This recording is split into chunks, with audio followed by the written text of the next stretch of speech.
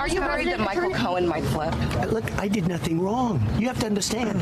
This stuff would have come out a long time ago. I did nothing wrong. Is I Michael don't do anything Cohen wrong. your friend? It's really nice. Is he still your friend? I always liked Michael Cohen. I haven't spoken to Michael in a long time. Is he still your lawyer? No, he's not my lawyer, but anymore. Your personal lawyer, and not But anymore. I always liked Michael. Are you? And he's a good person. Are you and I worried think he he's will been. cooperate? Excuse me. Do you mind if I talk? I just want to know if you're You're worried. asking me a question. I'm trying to ask. Just it. want to know if you're worried if he's going to cooperate with federal No, I'm not worried because I did nothing wrong. Got it. Nothing wrong.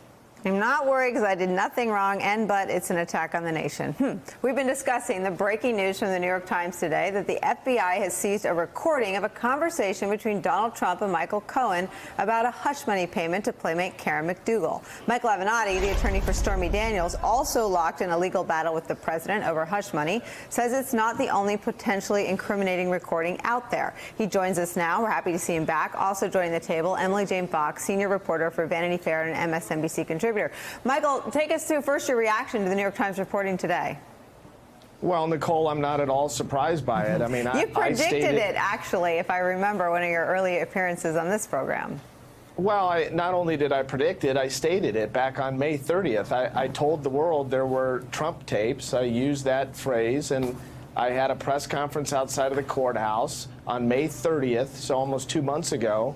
I demanded their release. I then went on MSNBC and CNN and discussed the existence of these tapes. So, you know, I mean, I think it's great that it's getting all this attention 7-8 weeks later, but this really isn't breaking news, Nicole. I mean, I disclosed the existence of these tapes 2 months ago. For a dozen donuts, I'll let you write the banners on the bottom of the screen next time you're in New York. But let me, you know, whether we describe it as breaking news or not, take me through the legal import of now having it confirmed by the president's own lawyer, Rudy Giuliani, that the president did indeed have knowledge 2 months before the election, is what the New York Times is reporting, of the existence of payments. And he was so steeped in the payment conversation that he suggested paying with a check rather than cash. To me, that seems to be the kind of statement that'll cause more problems down the road. Who was getting cash payments if he was considering that as an option? But just take me through the response from Donald Trump and his lawyers today.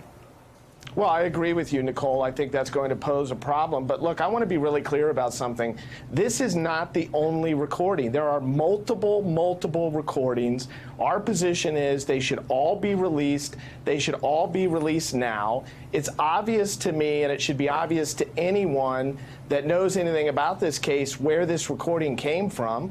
Michael Cohen and his attorneys leaked this particular recording to the New York Times. I mean, I know it, and anybody that's paying attention knows it. It's obvious. It obviously did not come from the Southern District of New York. And I believe I know the reason why they leaked this particular recording to the New York Times, which is one of many. What is that reason? And we haven't, as a news organization, confirmed who leaked it, and the New York Times does not address that. So I just want to be clear to our viewers that that's your position. But tell us why you think this particular recording was leaked.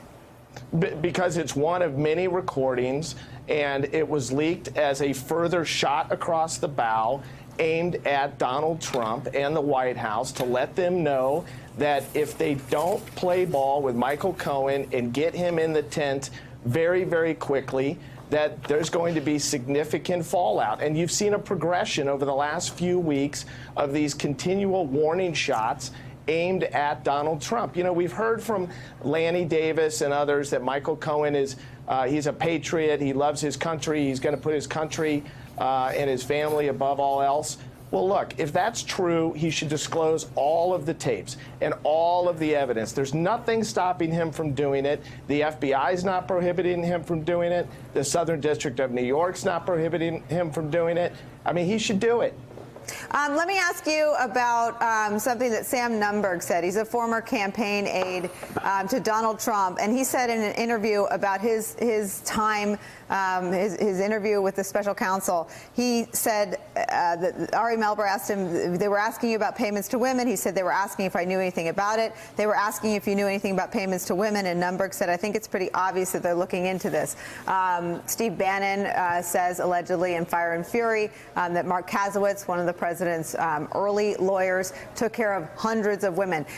just remind me and remind our viewers that beyond potential campaign finance violations, what sort of legal peril could payments to women represent for the president? Well, the key, Why would Nicole, and I'm sorry to interrupt, but why would Bob Mueller be asking the president's aides about payments to women?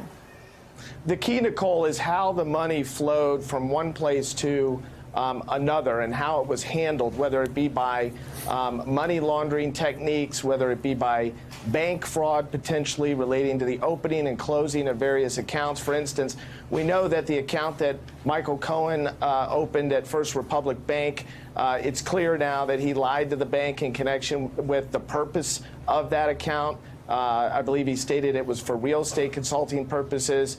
He lied to the bank about how many transactions were expected to occur in that account. That could potentially give rise to bank fraud. So the key here is, separate and apart from the campaign finance violations or potential violations, is the flow of the money and how it flowed in and out of these accounts and how these payments were made. And I happen to agree with you, by the way, your observation that the fact that cash was even on the table was even an option when you're talking about a $150,000 payment. That in and of itself is disturbing. Hey there, I'm Chris Hayes from MSNBC. Thanks for watching MSNBC on YouTube. If you want to keep up to date with the videos we're putting out, you can click subscribe just below me or click over on this list to see lots of other great videos.